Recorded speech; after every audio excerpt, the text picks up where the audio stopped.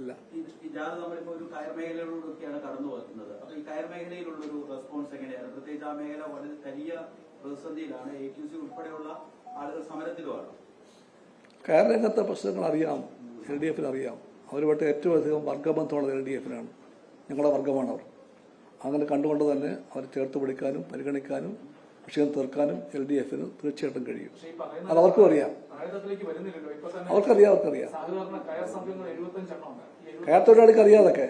75 സംഘങ്ങളില് ഏകദേശം 5 ലക്ഷം രൂപ മുതൽ 50 കോടി രൂപ വരെ കുടിശ്ശിക കൊടുക്കാൻ കിടക്കുക.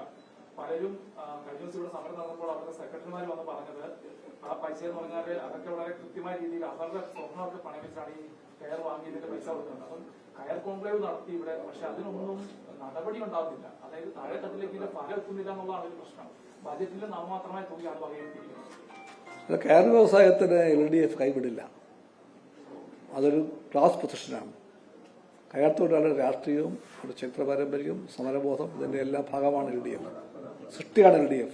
അതുകൊണ്ട് കയർ തൊഴിലാളികളുടെ LDF ഒരിക്കൽ കൈവിടില്ല. അത് ഉറപ്പിച്ചു കൊടുക്കണം. ഈ നെല്ലിന്റെ ബോണസിന്റെ കാര്യം നമ്മൾ എങ്ങനെയാണ് അതിനെ നേരിടാൻ വേണ്ടി പോകുന്നത്? പ്രത്യേകിച്ച് 6 രൂപയോളം കുറവ് വരും. അപ്പൊ കർഷകർക്ക് ഒരേക്കറുള്ള കർഷകന് മിനിമം ഒരു 10,000, 25,000, 30,000 രൂപയുടെ കുറവ് ഒരു വർഷം ഒരു സീസണിലുണ്ടാവും. നമ്മൾ എങ്ങനെയാണ് അതിനെ? ട്രംപിന് വേണ്ടി ഈ രംഗത്ത് കർഷകരെ തകർക്കേണ്ടത് മോദിക്ക് ആവശ്യമായിരിക്കാം. ഞങ്ങളുടെ ആവശ്യം കൃഷിക്കാരെ ആ രംഗത്ത് ഉറപ്പിച്ചു നിർത്തലാണ്. അതുകൊണ്ട് എത്ര സാമ്പത്തിക ഞെരുക്കമുണ്ടെങ്കിലും ആ പ്രോത്സാഹന ബോണസ് കൊടുക്കും LDF ഗവൺമെന്റ്. ഈ മുൻകാലങ്ങളിൽ ധ്രുവീകരണ രാഷ്ട്രീയം കേരളത്തിൽ പ്രത്യേകിച്ച് കൊണ്ടുവരുന്നുണ്ട്. BJP കൊണ്ടുവരുന്നുണ്ട്. അവർ പറയുന്നത് 25 സീറ്റ് ഇത്തവണ കിട്ടും എന്ന് പറഞ്ഞ് ദേശീയ അധ്യക്ഷൻ വന്ന് പ്രഖ്യാപിച്ചിട്ട് പോവുകയാണ്. അതായത് അത് പറയുന്നത് LDF-ന്റെ പരമ്പരാഗത വോട്ടുകളുടെ ചോർച്ചയുണ്ട്. ആ വോട്ടുകൾക്ക് നേടി വിജയിക്കണം, പിന്നെ ചില വിഭാഗങ്ങളുടെ വോട്ടുകൾ സ്വന്തമാക്കി ജയിക്കണം എന്നൊക്കെ നിർദ്ദേശങ്ങളാണ് ബൂത്ത് തരത്തിൽ പറഞ്ഞിട്ട് പോയിരിക്കുന്നത്. അവരത് പറയുന്തോറും അവരുടെ വോട്ട് കുറയുക. അദ്ദേഹം പറയണ്ട, പറയുന്തോറും വോട്ട് കുറയുവാണ്. അത് നമ്മൾ കാണുന്നുണ്ട്. ഒന്നുറപ്പിക്കാം, 35 സീറ്റ് മേടിച്ചിട്ട് ഭരിക്കുമെന്ന് പറഞ്ഞ പാർട്ടിയാണ് BJP. ആ പാർട്ടി അങ്ങനെ പലതും പറയും. അതൊക്കെ തമാശയാണത്. SNDP-യും NSS-ഉം ഒരു ഐക്യത്തിന്റെ നീക്കമൊക്കെ നടന്നായിരുന്നു.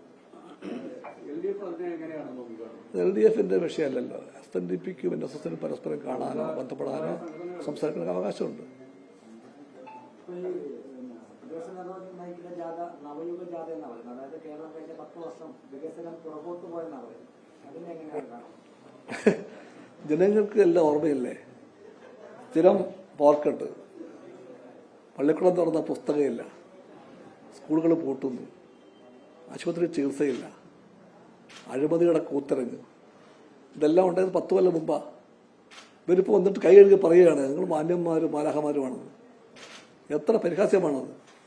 ഇതെല്ലാം UDF പറയുന്തോറും ഓർമ്മകൾ പുറകോട്ട് പോകും ജനങ്ങളുടെ. UDF-ന്റെ വിശ്വാസ്യതയുടെ ലെവൽ പാതാളം വരെയാണ് ഇപ്പോൾ കേരളത്തിൽ. ഓരോന്ന് പറയും തോറും ജനങ്ങളുടെ മനസ്സിലേക്ക് ഓർമ്മകൾ വരും.